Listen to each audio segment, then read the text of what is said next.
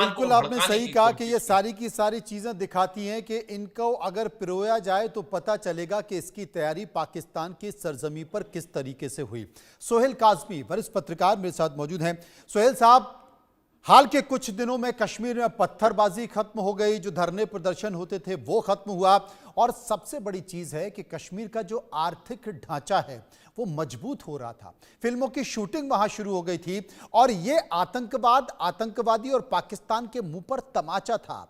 चुनाव भी हुए, सरकार भले कोई भी चुनकर आए, लेकिन चुनाव भी हुए और शायद यही पाकिस्तानियों को पसंद नहीं आ रहा था, इसलिए उन्होंने कश्मीर के आर्थिक ढांचे को तोड़ने की कोशिश की। कश्मीर के वो स्थानीय लोग जिनकी रोजी रोटी को छीनने की कोशिश की, और जो सबसे बड़ी रीढ़ की हड्डी है कश्मीर की, पर्यटन, उसे भी तोड़ने की कोशिश की। देखिए सर, आपने खुद ही अपने अपने इंट्रो में सब चीजें बोल दी हैं, लेकिन ये है, एक चीज बड़ी सराहनीय है, डिस्पाइट ऑफ द फैक्ट कि पाकिस्तान अपने नेगेटिव डिजाइन में कल कामयाब हो गया। ये सोची समझी साजिश थी। कुछ कुछ इंटीरियर हमारे यहाँ के कुछ ना कुछ उसके गाइड या कुछ ना कुछ लोग हैं जिनकी शय पे ये सारी कार्रवाई हुई है और नाम पूछ के टारगेट किलिंग की है कि पूरी दुनिया में इसकी हाइप ली जा सके। लेकिन आप एक चीज को बड़ा इंकरेजिंग फैक्टर जो आपके सामने आया है, जो पीस को लेके मोदी ने इन्वेस्टमेंट की पिछले 11-12 साल में, उसके डिविडेंड्स ये हैं कि कश्मीर का हर गांव का बच्चा, कश्मीर की हर गांव की मां, कश्मीर के हर गांव का बुजुर्ग आज सड़कों पे कैंडल मार्च कर रहा है और अपने इन जो हलाक हो गए और जो इंजर्ड है उनकी दुआओं के लिए सिलसिला कल से जारी है। ये इंडिकेट करता है कि लोग अमन पसंद हैं, लोग आपसी रवादारी को मेंटेन करना चाहते हैं, लोग एक मैसेज देना चाहते हैं पाकिस्तान और ऐसे सब फ्रिंज एलिमेंट्स को कि हम भारतीय हैं, हम भारत के संविधान को मजबूत करने के लिए, भारत के सेकुलर क्रेडेंशियल्स को मेंटेन करने के लिए हम सब आज रो रहे हैं। इंसानियत पे हमला हुआ है। कोई भी मरे, हिंदू मरे या मुसलमान मरे, लेकिन कश्मीरी ने यह बता दिया कि इंसानियत जो है वो जिंदा रहनी चाहिए। और अनंतनाग के हॉस्पिटल में जहां के इंजर्ड पड़े हुए, जिनका इलाज चल रहा है, पूरी रात बाहर हॉस्पिटल के बाहर जो विजुअल्स आपने भी देखे, हम भी देख रहे हैं, आप भी दिखा रहे हैं, दुआओं का सिलसिला चलता रहा है। और जिस तरह की prompt action honourable home minister ने और फिर अभी प्राइम मिनिस्टर ने आते ही 6 बजे की मीटिंग में ली है, ये दर्शाता है कि प्राइम मिनिस्टर का दिल, होम मिनिस्टर का दिल, दिल्ली की पूरी सरकार का दिल जम्मू कश्मीर के लोगों के लिए धड़कता है। और ये जो कुछ भी हुआ है, और काज़मी साहब, कश्मीर में ही सड़कों पर गुस्सा नहीं दिखाई दे रहा, कश्मीर में ही कैंडल मार्च नहीं दिखाई दे रहे, बल्कि पूरे देश में दिखाई दे रहा है। हम अपने दर्शकों को बताना चाहते हैं कि कैसे 140 करोड़ भारतीय पाकिस्तान पर बालाकोट जैसी एयर स्ट्राइक की मांग कर रहे हैं। गौर से देखें। मेरे पति का बच्चा लो। हम बचा देगा, कोई बात नहीं भाई।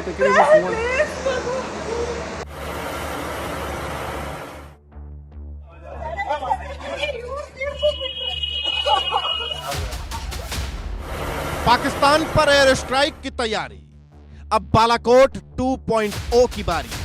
थर थर कांपते पाकिस्तान में डर और खलबली। ये डर, इन चीखों का हिसाब पाकिस्तान को देना होगा, हर कीमत पर देना होगा। देश में गम और गुस्सा दोनों है। पाकिस्तान को दुनिया के नक्शे से मिटा देने की मांग 140 करोड़ भारतीय कर रहे हैं। जो भीड़ सब है प्रेशर, आप टेंशन मत लो। मेरे पति का बच्चा लो। हम बचा देगा, कोई बात नहीं भाई। 10 साल 2014 के बाद कभी भी हमला नहीं हुआ, आतंकवादी हमला, और जो हमला हुआ उसका मुंह तोड़ जवाब दिया, एयर स्ट्राइक किया गया। मैं माननीय मोदी जी से कहना चाहता हूं, आने वाला दिन, आने वाला सुबह पीओके हमारे पास होना चाहिए, खून का बदला खून होना चाहिए, बस इससे हम ज्यादा नहीं कुछ चाहते। 2019 में पुलवामा हमले के जवाब में भारत ने बालाकोट में आतंकी ठिकानों पर एयर स्ट्राइक की। अब पहलगाम हमले के बाद बालाकोट 2.0 की चर्चा तेज हो गई है। मैं आज लोगों को खुश करने के कहा पाकिस्तान पे हमला कर दो, नहीं, अब तो हमें पीओके लेना पड़ेगा। बस हम इसका हिसाब चुकाएंगे। आज कल परसों हम पाकिस्तान के आईएसआई के फौज के जिम्मेदार व्यक्ति को कह देना चाहते जिसने कहा कश्मीर हमारा है और ऑक्यूपाई कश्मीर भी हमारा, उनको कहेंगे ये कश्मीर लेके देंगे।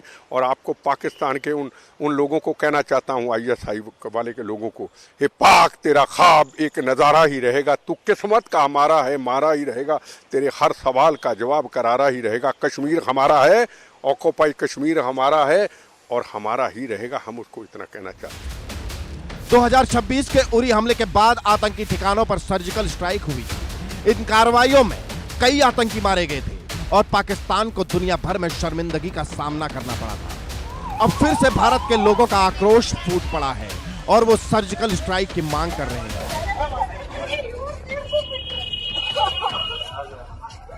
मोदी जी से हमें यकीन है कि इनके मंसूबे को कभी कामयाब नहीं होने देंगे। इनको ईंट का जवाब जैसे होता है ना, पत्थर से देंगे।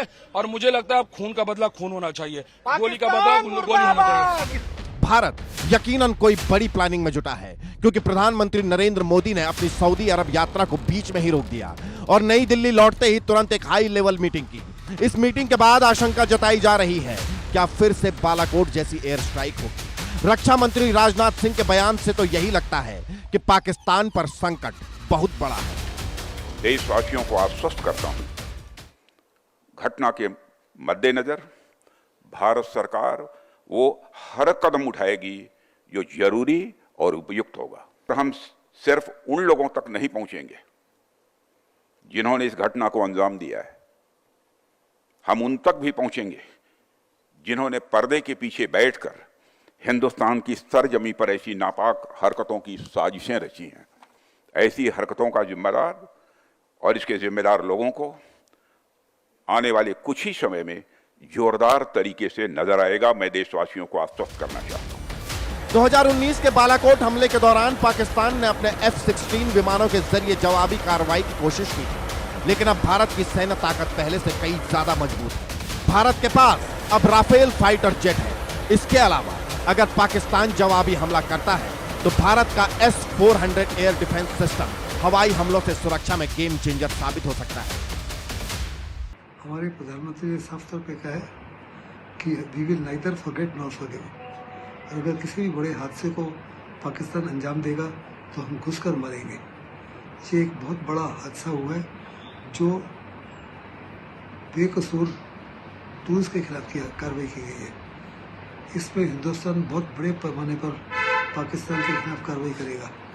और कार्रवाई क्या होगी, किस समय होगी, किस प्रकार होगी, इसका वर्णन करना तो सही नहीं है, लेकिन वास्तव में हिंदुस्तान जो सर्जिकल स्ट्राइक की थी उरी के बाद में और पुलवामा के बाद में, उससे भी घातक स्ट्राइक करेगा।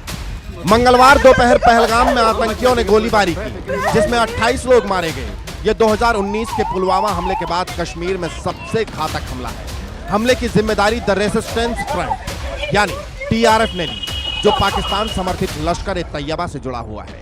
पीएम मोदी ने इस हमले की कड़ी निंदा करते हुए आतंकियों को न बख्शने की बात कही। गृह मंत्री अमित शाह भी मंगलवार शाम श्रीनगर पहुंचे, जहां उन्हें जम्मू कश्मीर पुलिस को और सेना को सख्त एक्शन लेने की बात कही। पहलगाम में हुए आतंकी हमले के विरोध में लगातार आगरा में कहीं ना कहीं जिस प्रकार देख सकते हैं, इस प्रकार का विरोध प्रदर्शन लगातार चला है। पाकिस्तान के खिलाफ लगातार नारेबाजी की जा रही है। हिंदूवादी संगठन के लोग जिस प्रकार से कहीं ना कहीं लोगों में आक्रोश है, देश को एक चुनौती दी गई है। देखिए, धर्म के आधार पर अब गोली मारी जा रही है आतंकवादियों के द्वारा। वो लोग कहते हैं आतंकवाद का कोई धर्म नहीं होता, हम कहते हैं आतंकवाद का धर्म होता है। हम भारत सरकार से मांग करते हैं इनके सेमीफाइनल को यही खत्म किया जाए। देख सकते हैं कि लगातार लोगों में आक्रोश है और जिस प्रकार से पर्यटकों पर हमला हुआ है, उनको मौत के घाट उतारा गया है, उनका नाम और धर्म पूछकर किया गया, तो उसको लेकर कहीं ना कहीं हिंदूवादी आक्रोशित है। इधर पाकिस्तान में पहलगाम हमले के बाद से ही डर का माहौल है। खबर है पाकिस्तानी सेना ने आदेश जारी किए हैं कि LOC के पास सभी आतंकी ट्रेनिंग कैंप तुरंत खाली कर दिए जाएं। खबर है कि देर रात इन आतंकी ट्रेनिंग कैंपों में मौजूद आतंकियों के आसपास के गांवों में शिफ्ट कर दिया गया है। यह कदम भारत की ओर से संभावित सर्जिकल स्ट्राइक या एयर स्ट्राइक के डर से उठाया गया है। खबर यह भी है कि पाकिस्तानी वायुसेना के विमान जैसे लॉकहीड, हरक्यूलिस, एम्ब्रेयर फिनोम भारतीय सीमा के पास उड़ान भर रहे हैं। ये विमान कराची के सदर्न एयर कमांड से लाहौर और रावलपिंडी के पास उत्तरी बेस की ओर जाते देखे गए। हालांकि इन दावों की इंडिया न्यूज पुष्टि नहीं करता पाकिस्तानी पत्रकार और एनालिस्ट ने चेतावनी दी है कि भारत इस हमले का जवाब दे सकता है। उन्होंने कहा, पहलगाम हमले के बाद भारत की ओर से सर्जिकल स्ट्राइक या एयर स्ट्राइक जैसी कार्रवाई हो सकती है। भारत इस हमले को हल्के में नहीं लेगा।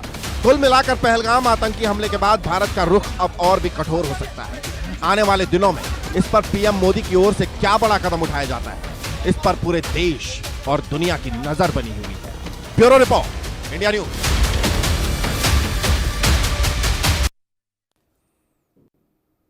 ब्रिगेडियर शरदेंदु जी अब इस वक्त हमारे साथ मौजूद हैं। शरदेंदु जी, सीसीएस की बैठक चल रही है, तीनों सेनाओं के अध्यक्ष उसमें मौजूद हैं, देश के प्रधानमंत्री मौजूद हैं, देश के गृह मंत्री मौजूद हैं, देश के रक्षा मंत्री मौजूद हैं, एस जयशंकर मौजूद हैं। और पाकिस्तान को यह लग रहा है कि उसके ऊपर भारत कोई बड़ी कार्रवाई कर सकता है। एमएस बिट्टा साहब भी हमारे साथ जुड़ गए हैं, जो कि चेयरमैन हैं AIATF के। बिट्टा साहब, ये सवाल मैं आपसे पूछ रहा हूं, पाकिस्तान घबराया हुआ है और पाकिस्तान को यह लग रहा है कि कोई बड़ी कार्रवाई हो सकती है, इसलिए पाकिस्तान ने नूर खान हवाई पट्टी पर अपने लड़ाकू विमान तैनात कर दिए। वो डरा है, वो दहशत में है कि जो हमला हुआ है उस हमले का जवाब भारत बहुत जल्द देने वाला है। तो आपको ये तो बिल्कुल स्पष्ट है कि नरेंद्र मोदी जी का सऊदी अरब से आना और अमित शाह जी का उसी वक्त जाना और बैठक होनी, ये तो स्पष्ट है कि पाकिस्तान